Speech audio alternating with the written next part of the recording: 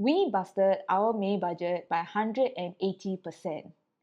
As you can see here, there's only two categories that has green bars, which shows that we're within budget, and the rest of it, we busted it, including our fixed expenses.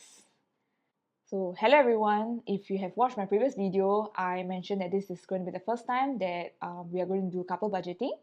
You can check out the video here, I'm going to link here, where I will share what is our budgeting approach, why we are transitioning to single income, as well as the Excel template that we are using to track our expenses.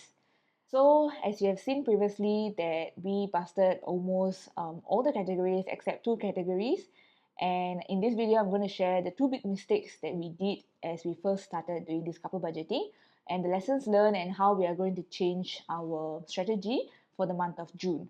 So let's dive in and get started into analyzing what actually happened in the month of May. Here's a quick breakdown of our May budget. In the Excel, those that are bolded are our fixed expenses categories, and then the rest are for the variable expenses. So for fixed expenses, we have exceeded almost 50% of our categories. So service and conservancy, we exceeded by 50 cents. That's because we paid late, so we had to pay a penalty of 50 cents.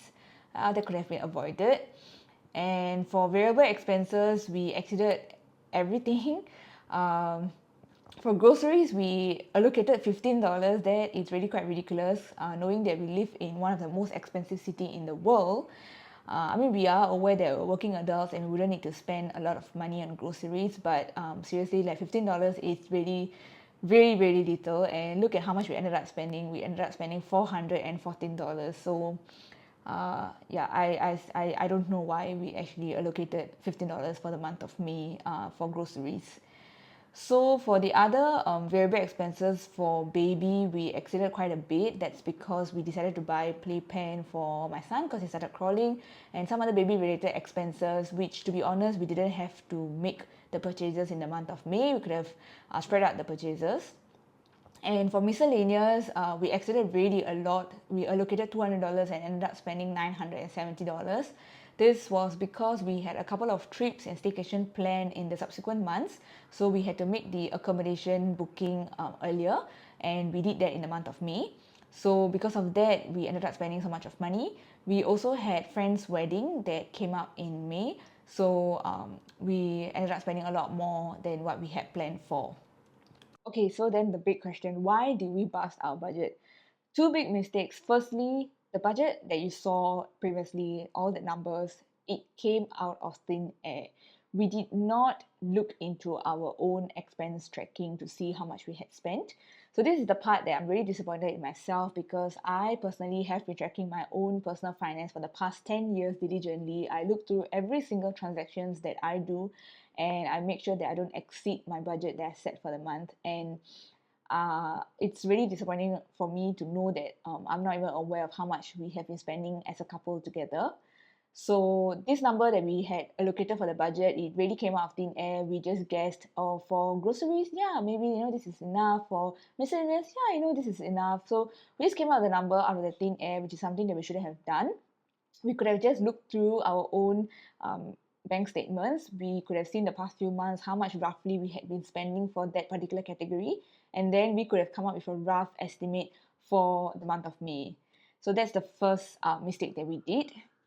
Secondly, the mistake that we did was we did not do any future planning. So, for example, when we were planning for the month of May, the budget in April, we could have actually looked through our calendar to see what are the upcoming events that are coming up. So, for example, the friend's wedding would have turned up, if we had checked, we could have seen that we had a friend's wedding coming up. We know that we have to make certain bookings of our upcoming staycation and travel short trips. So we could have accounted for all these and had a buffer in our miscellaneous categories, which we did not do.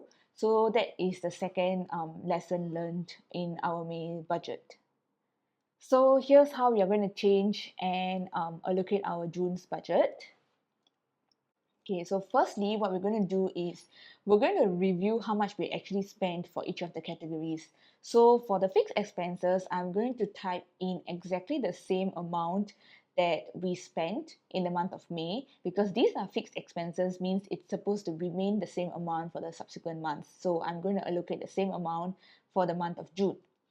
And for the variable expenses, what I am going to do is I'm just going to round it up to the nearest $5 and allocate that as a budget. So for example, for petrol, we ended up spending $370 in the month of May. So I'm going to round it up to $375. That will be the budget for June.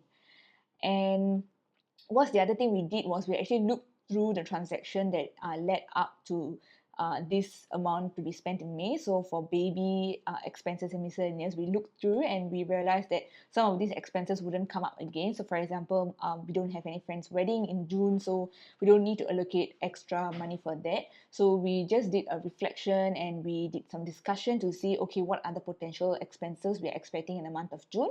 And so that's how we came up with the budget of 500 each for baby and miscellaneous categories. So this is how we have set aside for the month of June.